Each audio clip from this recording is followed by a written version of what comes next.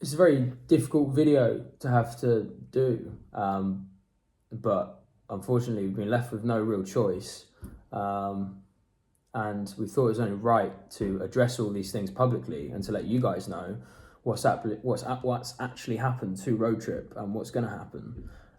It's kind of hard seeing you guys online wondering what's going on and us not really wanting to take it publicly, obviously, and hoping it would resolve itself. But obviously it's getting to the point now where you guys kind of deserve and need to know what's going on and what's going to happen with Roadtrip, or happening, or happened. And yeah, I think we'll just paint the picture from the start, just so you guys have some clarity as to how the situation has gotten so messy. And then we've got some evidence to show you guys as well, because unfortunately we've received some seriously nasty allegations, especially towards myself, that are completely untrue. And the backlash online, like friends, family, people we've met in the industry all messaging being like, what's going on? Like, what are these allegations? And it's so grossly unfair. It's literally the same. I have like 1,001 messages on my phone from, like, as Rye said, friends, family, that are all like, what's this about, basically? And it's just a load of false claims that will be, as we said in our videos on Instagram, we said the truth will come out and it will be rectified because the evidence is going to speak for itself. We've tried communicating with the other side, but they seem petrified to talk to us.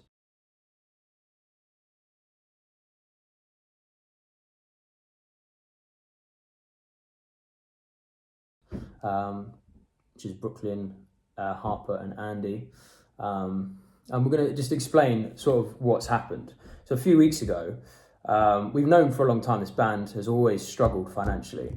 To be perfectly open and honest, we've always made about half a minimum wage each. We never made any money doing Roadtrip. We always put it back into the business to try and give itself opportunity, whilst management took 25% of gross income. So we never left with anything for ourselves. And it went on very reasonable expenses, like the videographers, the stylists, the people we work with, all did it very cheap. Like, they didn't, like, below mates rates to help us out because they believed in the vision. We lived in a house, had to accommodate for a lot of people, which is much cheaper when you share a house together than living in, all of us living in individual flats, especially if you have to be in London as well. Again, which was advised by management. And there's all these, like, very fair points from the band's point of view that have led to a place where we were like, financially, this can't keep going. It just doesn't work. There's too much money being paid out. It just come to a stalemate. Like, we didn't really ever have the funds to, like, progress to the next level. We were just kind of stuck where we were. And we couldn't, the stuff that we were paying out for, like, everything was on the cheap. Like, as Rye said, the people that were working for us, ourselves, like, as I said, we're taking, like, below minimum wage. And for anyone who wants to say the house is a big expense, it's not, because there's 9 people that had to cater for Roadtrip, and you split a house of this size into 9, and it works out to be about 600-700 quid a head, which is way cheaper than if you had to live in a 1 or even 2 bed flat in London. So it all made sense. And this was stuff that we all decided as a group. Like, we'd always decide on these things. But like we said, management took from gross income 25%, which didn't leave a great deal for us to play with as profit or to self-invest. And then knowing that, we saw the future of Roadtrip, and with the coronavirus and stuff meant no touring or events or anything like that, which is a large part of a band's income. It was a case of us coming to a place in July where we wouldn't be able to afford rent or even afford food and things like that. So we had to come up with a sort of a new model. And Brooke actually started this. He was fed up with the band anyway. To be fair, I've been... Well, myself personally, Harper had mentioned to me that Brooke kept mentioning about wanting to be like, and quote, the sidemen, and do like a YouTube group. Apparently for a while he'd been like in and out of this state of mind where he was kind of done with the band, basically. And everyone was in a similar position, like regardless of people wanting, like even if people wanted to do the band, like no one was putting in the work ethic to make the band work. So it wasn't going to work anyway. Even if everyone like wanted to do it, it wasn't going to work. You need to put in so much time graft to make something like this like happen, especially on a successful level, that if no one's doing it, even if they want to do it, you don't really have a choice, man. If there's no money left to fund it all, then that's it. It's like it's a band, but it also has to be a business, like, or it doesn't survive. And that's where it got to. So, but we came up with a solution that was really cool, where we'd stop paying the videographers. We would come to an amicable end with Blair and management, and we'd stop trading and touring as Roadtrip brand, and we'd all do our individual things and come together in like a group environment, kind of like the sidemen and these other sort of like entities that are out there, and we get to keep spending time with each other, and the videographers would be happy. And this is the reference, this contract thing that apparently I put on everyone, and suppose we said I wanted to manage the band and steal it from Blair. It was never the case. I literally, because I've always been that guy in the band that deals with the sort of business side of things and the structure and like making sure that there's always something that's happening on a daily basis and like trying to build the band and the brand that is Roadtrip. So it was on my shoulders to be like, right, let's come up with a solution. Like it only made sense that I was the one that had to deliver some sort of solution, and we needed some sort of draft agreement between us so that we were protected going forwards. And it was a draft agreement. It wasn't a managerial contract. There was nothing in there that stated Ryan gets a commission on managing the band, and more than happy at some point to put this contract out there if you guys want to see it. But which wasn't even a contract. It's not a contract. It's a written up draft mutual agreement. Did it in like 5 minutes just to start a conversation of going, right, how do we want to work this going forwards? Like, how do we want to split up the company? In layman's terms, it was essentially a piece of paper that said, look, if we all live together, right, we need to do some rules. We can't have a bunch of people that essentially sponge off everyone and then don't ever want to contribute to ideas or be in the videos. Exactly. So when we live together, is everyone happy to basically abide by these rules? And I can tell you now, it was simple things like each person has to be in at least 4 videos a month and things like that. It wasn't anything crazy. And as for the videographers or my friends coming in, the reason I brought my friends into this because I was trying to provide solutions that are cost effective from talent that I knew, people who would come in and help build this thing, because it costs a lot of money to pay videographers. Like it's a lot. Like even if it's just 500 quid a day, that ends up being a lot when we're a brand that needs a lot of content at scale. So we built a situation with them where it works financially for us. They were happy, and they get to live somewhere. Like it was a win-win situation in the band. Then moving into this new thing where we couldn't then afford to pay them and they weren't then working for Roadtrip, it only made sense and everyone was in agreement, as a majority agreement from the band. I know me, Sonny and Andy were very vocal about this being completely fair terms. Harper and Brooklyn also somewhat agreed to it, but they were a bit more skeptical because they were worried about them missing out on money, which wasn't the case at all. But essentially we couldn't pay the videographers, so they'd have to come and be a part of the group so that we could still use their skill sets, because none of us guys can produce content at that level. So what were we going to do? Make a social media group that uses their iPhones and maybe some like shoddy SLR cameras and some edits. And again, just to be like transparent and honest, there was actually like a part of this mutual agreement that actually said any member of Roadtrip earned more than the videographers. Everyone in Roadtrip would have earned more than the videographers still, and it wouldn't affect their individual revenue stream. So like if they want to sell their own merch and do their own thing, they would still make a considerable amount of that before anyone else like touched it. It was, but managed by someone like myself, which is where the management thing seems to come into it. I would get a £500 payment each month to make sure essentially that it all survives for everyone.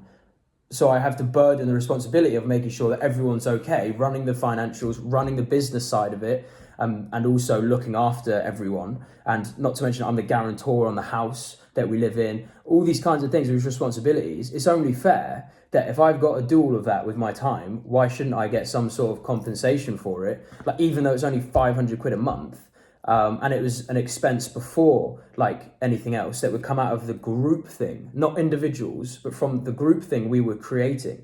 It was a very fair situation. It's just basically Rye saying, I'll take care of all the bullshit paperwork that you guys don't want to deal with that takes ages. It didn't mean that Rye tells us what videos we've got to film. Well, and handling like the manufacturers and potential brand deals and things like that. Like, things that take a lot of time. And also some risk as well. Being a guarantor on a property, I'm not sure how much you guys might know about this, but you're the one that's liable to pay the rent if no one else does, which is the situation we've been left in now. I'm the guarantor on this place, and I got to find the rent for it because it's all been taken away. Everything's been taken away from us, and we're the ones left in the shit. But either way, the contract was a very fair agreement that looked after everyone's best interest. No specific person was earning more than anyone else. It was the band was looked after better than the videographers, but they could join forces in building something together so that everyone could afford their livelihood, especially in the hard coronavirus times where there's not really a great deal of business flying around. It was a good situation. Everyone was on board with it. Everyone agreed with it, and Brooklyn was a massive advocate for it and actually instigated it in the first place. And because no one else really wanted to do the band. Like, the band had come to, like Sonny was saying, a stalemate for a long time. And Shepherd's Bush was a wicked thing to do. But all of us were in the same headspace. So it was like, what do we really do next? Like, what can we do? What do we want to do? And then the coronavirus happened. And it's kind of like, this has sort of made our decision for us. And then beyond that, we then had to obviously approach Blair with this once we had an idea, and to have an amicable conversation, of which we have some voice recordings from, which we're going to show you guys, so you can see the proof and what the actual mental state was. No one was intimidated, as they're trying to claim online. No one was forced. There was no me trying to manage the whole thing. I had no interest in managing Roadtrip. There's a good argument to say that I pretty much did that in the band for a long time anyway. I don't want to continue doing that. It was just a completely fair situation. And then after we had that big group conversation, Blair was very adamant on speaking to everyone individually. And then a few days went by, and then the boys run out the house in the middle of the night, and they don't hear anything. They screwed everyone. They've run away from like I said, this is a business. At the end of the day, Brooke and Harper are part owners of this business. They have responsibilities on the rent and the people that live here, and the band pays for the food that is in the house and all of that sort of things, and they've just run away from it. And there's it's stressful here. People have no money now because they've gone online. They've completely killed all the revenue streams and basically more so slandered Rye. The film guys are in the office at early hours of the morning, just filming random things online to try and get bits of work off of people, because no one has no money because they've run away from all their responsibilities and just let it all collapse. Yeah. And then aided in having more money taken out of the account. We literally do not have money for bills or food for the next 2 months. Yeah, very nasty things have happened. And we tried to give them a week to make up for it, which we thought was fair. Redeem what you said online because you know it's false, and then be responsible behind the scenes and commit to your responsibilities. And they have decided not to do that or communicate with any reasonable fashion. So we're forced to do this video. But here's some recordings from that conversation that we had on the 24th of April, where all of us got together as a five and called Blair and let him know what it is we needed and wanted to do as a group. And here's me, I basically explained what the situation sort of was on behalf of everyone, which everyone was in agreement on. It just makes sense that one person kind of delivers it, and then you can hear everyone agree, bar Andy in this. Andy was on the phone in the recording because obviously he's still in Stockport. But here is... I think it has come now for us. There's not really an issue or anything specific. We're just kind of fed up with it, and yeah, that's kind of our standpoint. But I don't want to be the only one that says it. So maybe I'd like to hear from everyone else as well. I'm in the same boat as Rye as well, Blair. This is Brooke. Yeah, all five of us have spoken, and something we all agreed on. It's kind of come to a stalemate for us. Yeah, that, and financially we are literally on tethers, and we're just... And that's, you can hear 4 out of 5 people agreeing this is something we want to do, in terms of ending the band and starting a new thing. And then you got more. I don't think we love being in a band. The majority of us are just a bit sick of it, trying to be something that we're not, basically. I mean, I guess... And there's Brooklyn saying, don't want to be in a band. and now they're trying to say we want to be in a band and do all this other stuff. It's like if you can't like manipulate people in that way. Like if you say something and you mean it, and then you take action upon that, and you have to stick to it. Like be responsible. And you'll see there's more and more. Okay, basically, Blair, we've come up with a plan for a week, and because we respect you, like, we don't want to, like, disrespect you in any way, basically, that's what we're saying. We're saying as in, like, if we can do it so that we are still amicable and we're still, like, friends and, like, there's no fallouts, but, like, basically, yeah, if we just leave Roadtrip behind for what it was, and we carry on doing what we're doing in the future, same with you, doing what you're doing, like, then that's the best outcome for all of us. Rye actually didn't come to me. I actually came to Rye after me and you spoke in the studio with Harper. And I spoke to Rye, and I said that I was being a bit of a dick, I was being a bit miserable and stuff.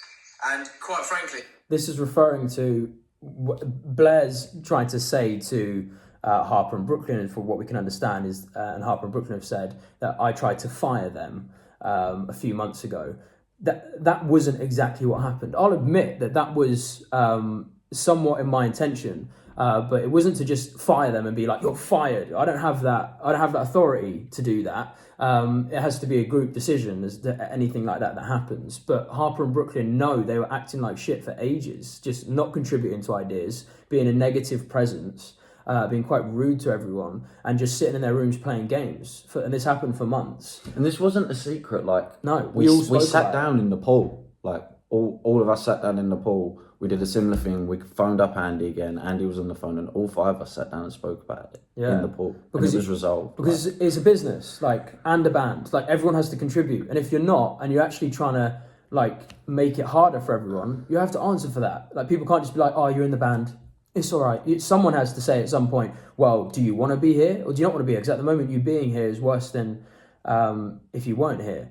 And it's a very tricky situation in a band because it's a brand as well as a business. It's not like a normal job where you can't just fire people. And never did I want to fire them for any personal reason. Like, I love Brooke. I've known him for so long. And, sacrificed a lot for him, and also been there for him in, like, some really hard times and in all the best of times. Like, I wouldn't just ever want to fire someone or, like, encourage the firing of someone for no reason. There was good grounds to do it, and here's him admitting that those were good grounds because they were acting like shit. And we all had a big conversation about it for like 2 hours. And he said it was because he was falling out of love with the band. Yeah. And being in the band. And here it is again. Rye actually didn't come to me. I actually came to Rye after me and you spoke in the studio with Harper. And I spoke to Rye, and I said that I was being a bit of a dick, I was being a bit miserable and stuff.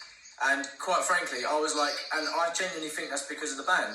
And Rye openly admitted as well that he doesn't have the passion for the band as well. So and other people as well, with the financial situation that's happening with the band, other people are also saying that, like the other members. Yeah, and that's true.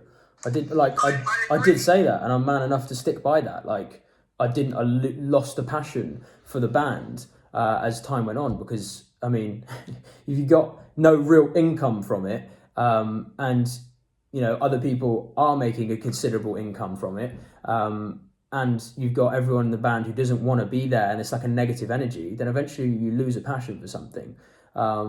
Love the idea of building a band and, like, touring the world and, like, seeing you guys. Like, that's the great stuff, but you have to sacrifice a lot for those things to happen, and the sacrifice became too much, especially after you've done it for 5 years. Wait, before we carry, just to, like, give you guys an idea to the extent of this, I don't really know if I should say this, but I'm going to anyway. The month of March, before March, where we did Shepherd's Bush, the month of February, the band had to dip into budget that we had set aside elsewhere for videos and, like, props and whatnot, because the band could only afford to pay its members £70.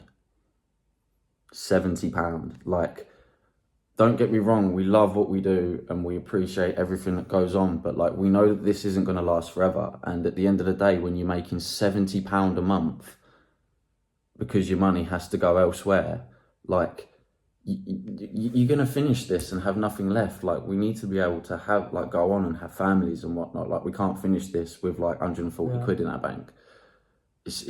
And another point in this conversation was Blair was trying to advocate that there's a record deal on the table, and use this record deal as a way to persuade everyone to stick in the band and to stay around. We've heard this story many times over the last few years. Like, almost every 6 months there's a record deal, and it never comes around.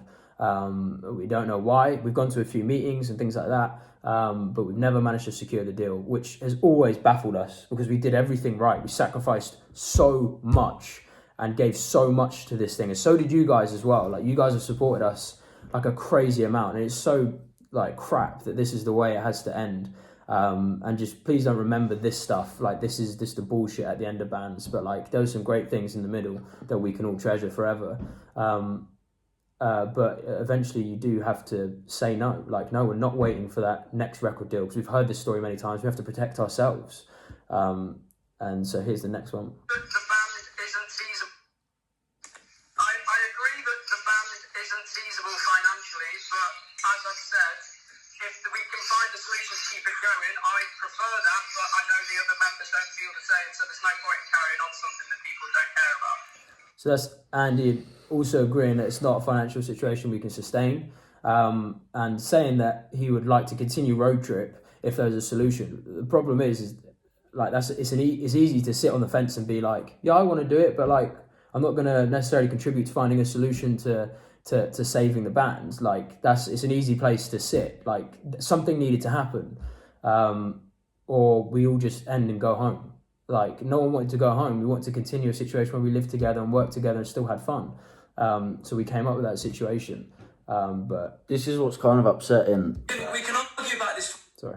For me, is like, this situation was like pretty much not forced upon us, but like, we didn't really have much of a choice with the finances. And as I said, everyone was falling out of love with it. And for me, Rye was the only person that put not only his best interests, but the people around him's interests like at heart as well. And he tried to come up with a situation where everyone could still do what they like doing. Everyone could do things and collaborate as a group, but could carry on, do their own thing. If they wanted to do music on the side and do whatever they wanted to do on their own, that was fine. I'm pretty sure we even mentioned, like, if anyone wants to still carry on with Blair and do a music thing with Blair, like, that's absolutely cool.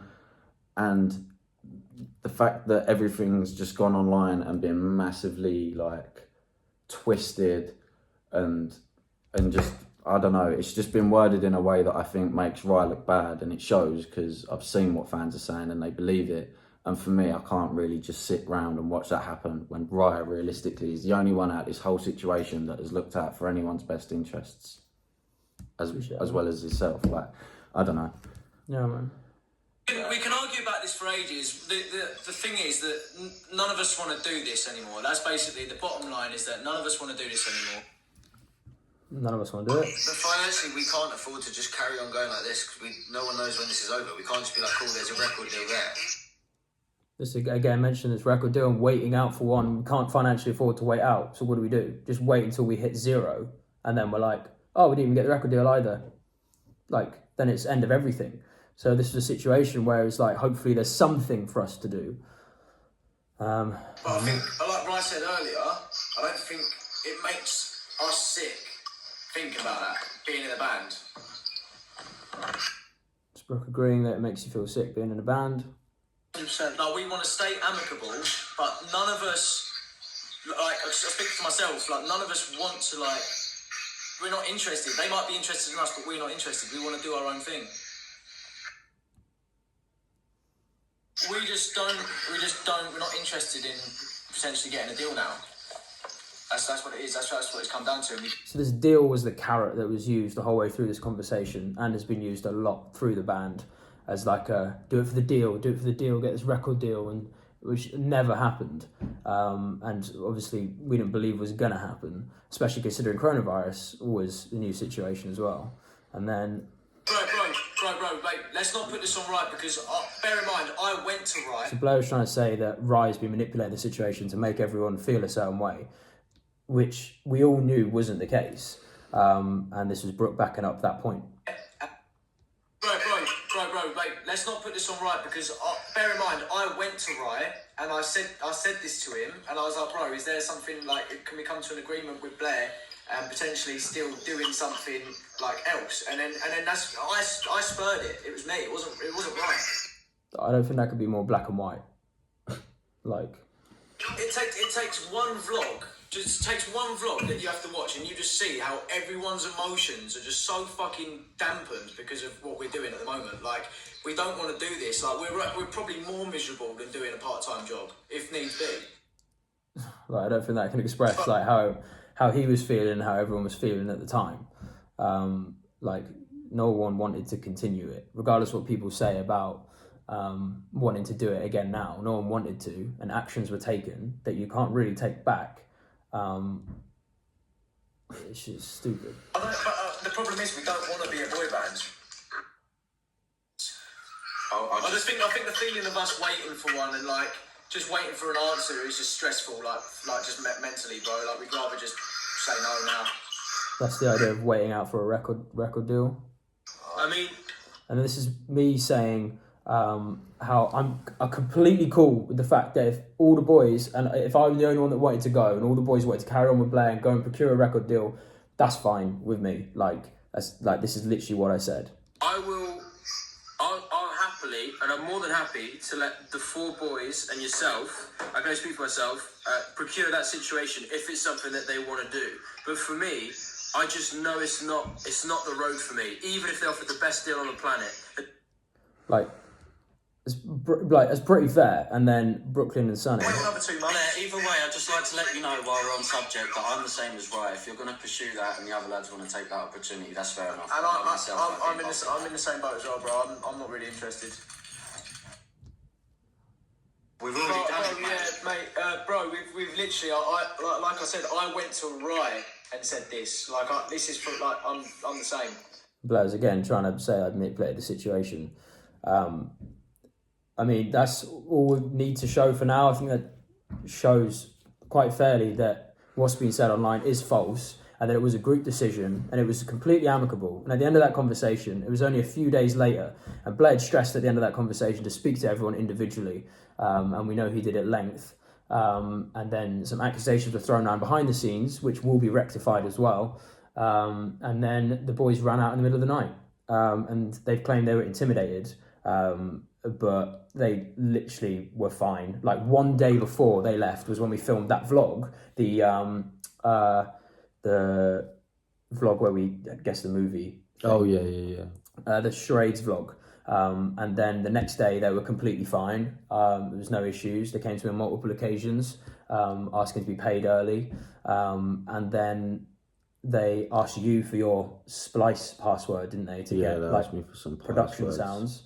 And they were completely fine, cool and happy with everything. But behind the scenes, they must have known what was going on, because they'd organised someone to come to the house and pick them up in the middle of the night. And then they'd just gone and left their room in an absolute state. They took some equipment with them and left us all dry. And we literally what is going on? Sonny was at home at this time as well, dealing with some serious personal stuff. And they'd been trying to hound Sonny and Andy to believe all these false claims.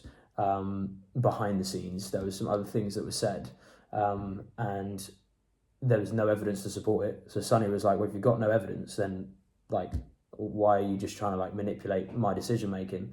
And I'll let you speak on that. I just found the whole situation a bit seedy. I don't know, for those of you that don't know, I recently lost 3 family members in quite a short space of time, across 2 weeks.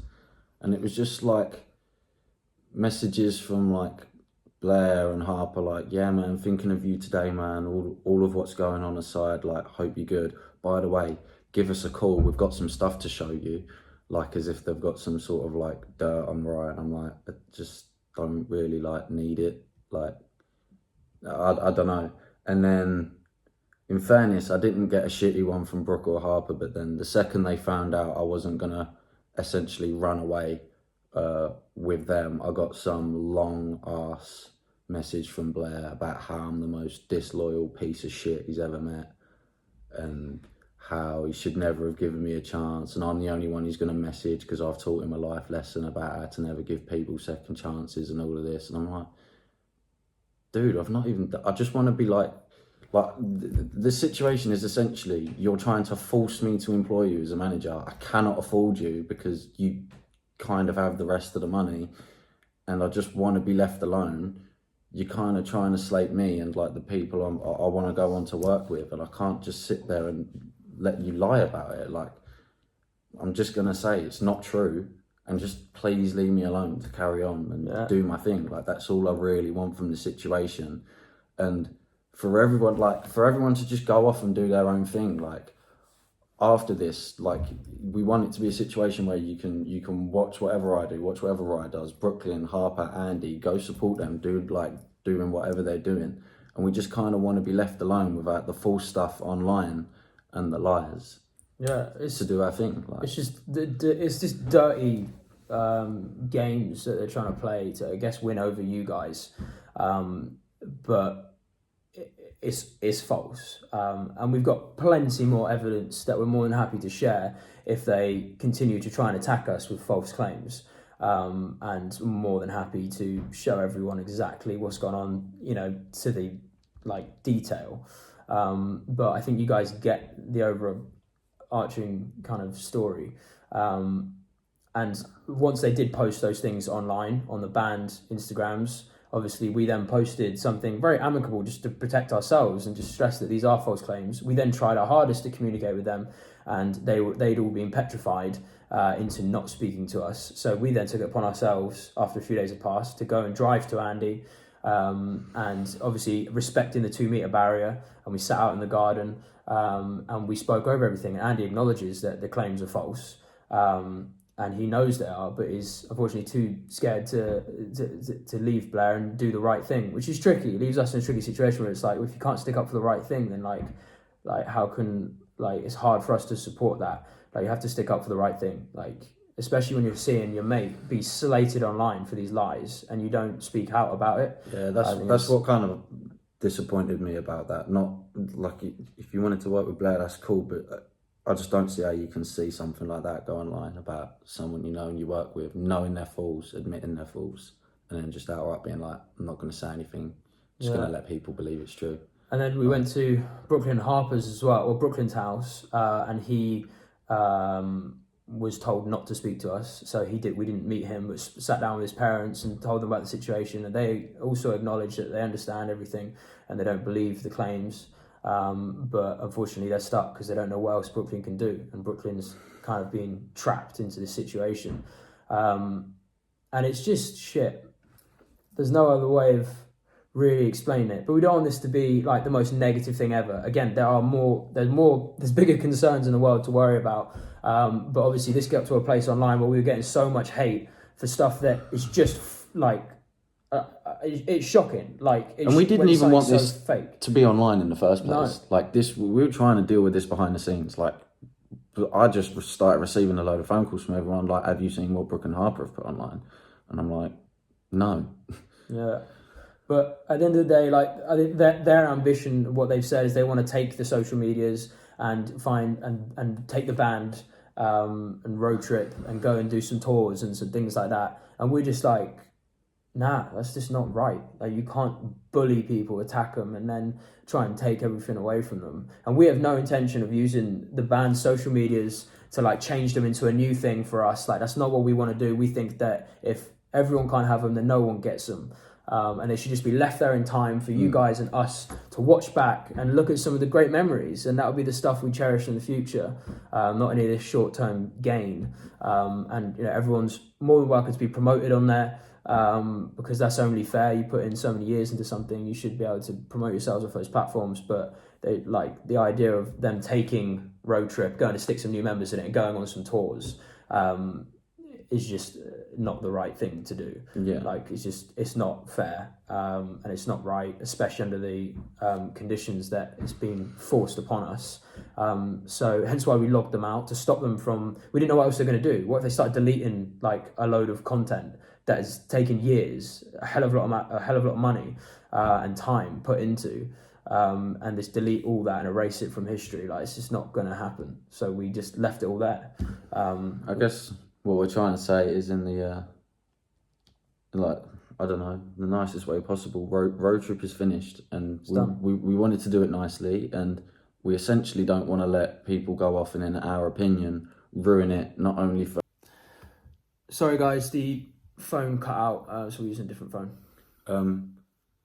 But yeah, that's, I guess what we're trying to say is Road Trip is finished, and we want to kind of, despite what's been done online, do the best we can and make out of a bad situation, kind of leave Road Trip in time, have, you know, the doc as the last thing that went up, and have all the nice memories on there for everyone to look at, and everyone can promote themselves on it that was in the band. But other than that, like, no one goes off, makes new bands and does anything. We leave that as it is.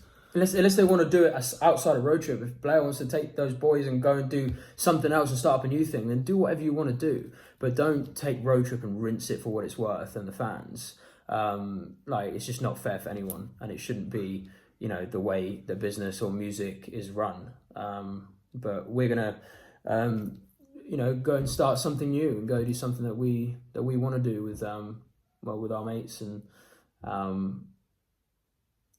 aside from Road Trip, and do something completely different, because, well, one, we want to, and two, obviously we don't want to stop doing the thing that we love, which is making content, entertaining you guys, doing bits of music here and there, and we're looking forward to that stuff, and we'll let you guys know about that in some time, but for now, we're really sorry that this had to come out. Like, someone had to say it, like, you know, that no one was speaking out about the truth, so it's only fair that you guys get to hear it and, you know, make your own assumptions as to what you think happened. We just thought it'd be good to show you some of the evidence, and like we said, if the other side want to come at us with some more attacks and false claims, then we'll just happily release everything so that you can see exactly what happened. It's not our opinion, it's what happened, and that's it, really. Yeah, but I mean, I suppose with that said, you know, hopefully in a few years or something, that, you know, this can all be forgotten about, like, personally in between us, because that aside, like, you know, the band did some proper cool things. I'd like to think we made quite a few people smile along the way, you know, and help some people make friends and whatnot. And I'd like to just say on behalf of myself, like, thank you for everything you've done for the band, and thank you for allowing us to live out some mental dreams that I'm pretty sure none of us ever thought we would achieve. So yeah, thank you so much for that. Yeah, thank you guys, and, you know, I'm sure you'll be seeing us soon, and for now, just try and, like, keep the negativity out of your brain and focus on the positives in your own lives, and I'm sure this situation will sort itself out in due course. But yeah, we love you, and I'm sorry that this is the way it had to end, but all great things come to an end. Peace.